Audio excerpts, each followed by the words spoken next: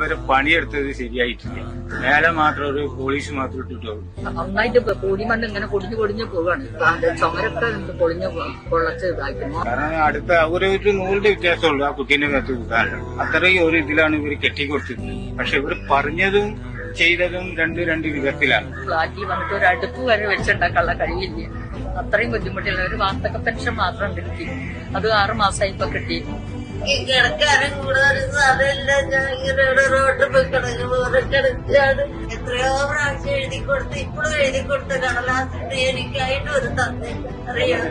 പക്ഷെ ആരോട് പറയും, ആരോടും പറയാൻ ഇത് പറയണെങ്കിൽ ഈ ഇവിടുത്തെ വാർഡ് കൗൺസിലർ വരെ അത് ഇടിഞ്ഞു പൊളിഞ്ഞു വന്നിട്ട് നോക്കിയിട്ടില്ല. സേവാ സമിതിന്റെ ആൾക്കാരെ രക്ഷിക്കുന്നത് അത് നല്ലൊരു വരുള്ളൂ. ഞങ്ങൾ എഴുതി വെച്ചിരുന്ന വേണ്ട സാധനങ്ങളൊക്കെ തരുന്നുണ്ട്. സേവാ സമിതിന്റെ വെളിച്ചെണ്ണ, കാപ്പിപ്പൊടി, ചായപ്പൊടി എല്ലാ സാധനം തരുന്നുണ്ട്. നല്ലത് വരുള്ളൂ. അവർക്ക് വേണ്ടി പ്രാർത്ഥിക്കുകയാണ്. പ്രാവശ്യന്റെ വോട്ട് BJP സ്ഥാനാർത്ഥി അവർക്ക് തന്നെ ഞാൻ വോട്ട് ചെയ്യുള്ളൂ. അത് ഉറപ്പാണ്. അത് ഞാൻ ഒരിക്കലും ആ ചിഹ്നം മറക്കൂല. താമര ചിഹ്നം അതൊരിക്കലും മറക്കൂല.